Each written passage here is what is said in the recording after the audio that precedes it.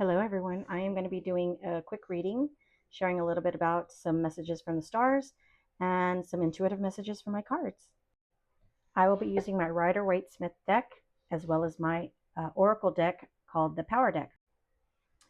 So for the past couple of days, we've been dealing with some really high electrifying type energy. I don't know if you know anyone or you yourself have been dealing with some high intense types, anxious type of energy. But if you look up there, we have the sun. If you go to that little yellow ring that goes all the way around the wheel and look at number 9, up there at the top, that is called the midheaven, and that is the ninth house. In the ninth house, which deals with, well, this is with this afternoon. It deals with higher education, government, sports, comedy, foreign lands. You can see the father sometimes there.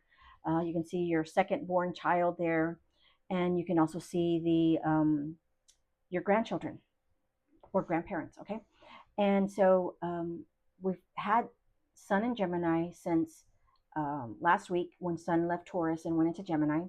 It's currently conjunct, and it's very tight conjunction with the planet Uranus. The planet Uranus rules Aquarius.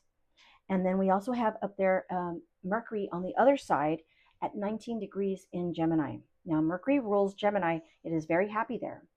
But these planets, the planet Uranus and the planet Mercury, are just taking us into these really, I mean, it's an air sign. So it's all about what we think and how we communicate. And, Gemini rules those areas of our life, which is communication, transportation, teaching, the salesperson, the merchant, children, twins. It's the yin and the yang. So you can kind of see these areas in your life just depending where it falls in your chart. And the only way to know that is if you know your birth time. But yeah, so the energy has been extremely unpredictable, a lot of shock, disruption, downloads, mental downloads.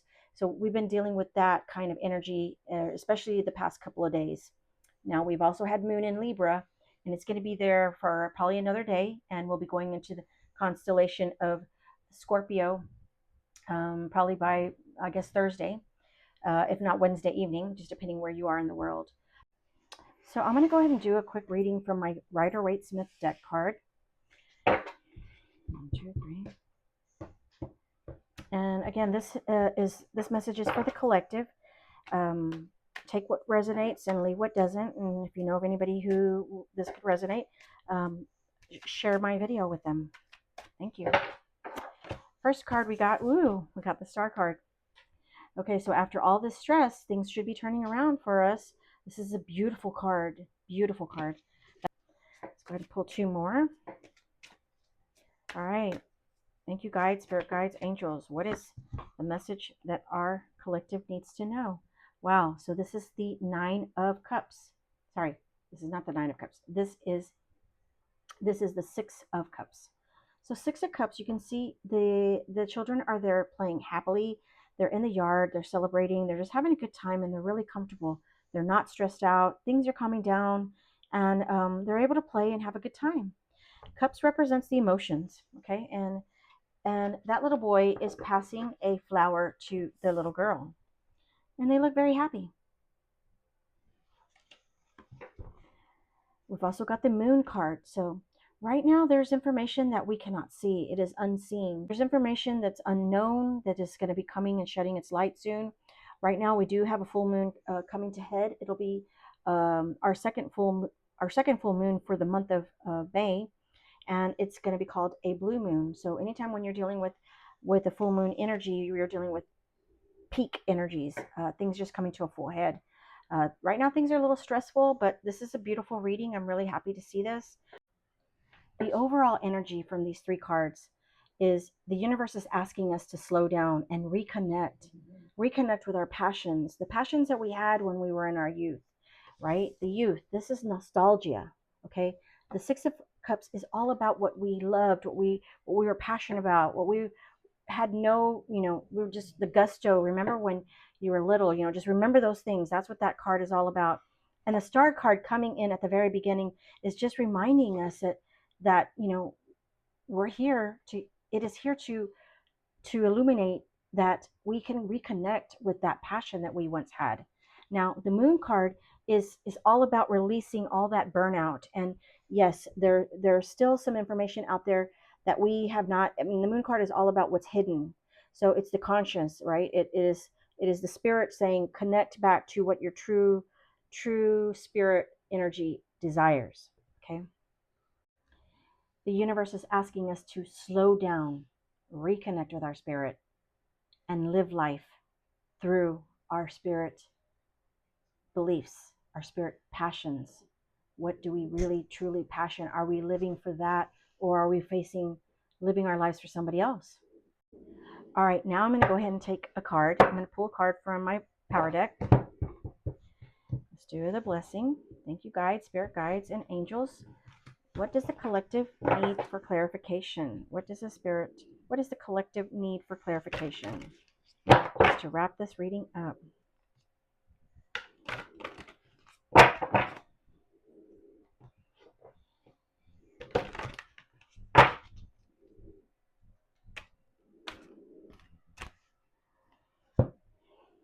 Okay, we got grief. Grief. So, grief. Grief deepens you, allowing you to explore the perimeters of your soul. Grief is the only gateway to certain levels of consciousness, and it is a hard taskmaster. Through grief, you can explore every aspect of your dark side: anger, pain, abandonment, terror, loneliness. Aspects of the sacred wound that we usually try to ignore in our daily lives. Grief forces you to acknowledge those parts of yourself that are not yet healed. If you can look at grief as a teaching, you will grow. If you can look at grief with awareness and an open heart, it is one of those greatest teachers of all. The seeds of wisdom and enlightenment are planted within the wounds of grief. What is lost can come back to us again in higher ways.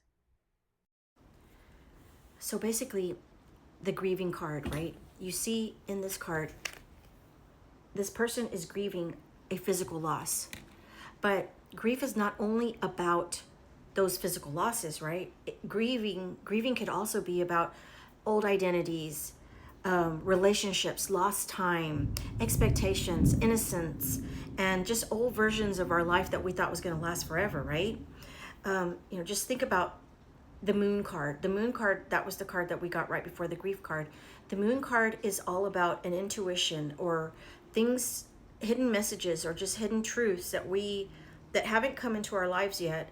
But that's what this reading is about, is to recognize that with getting the star card is here to remind us that our spirit has gone through a shedding, and it is here to remind us that those years of nostalgia that we had once, before we turned 8, right? Let's just remember those years.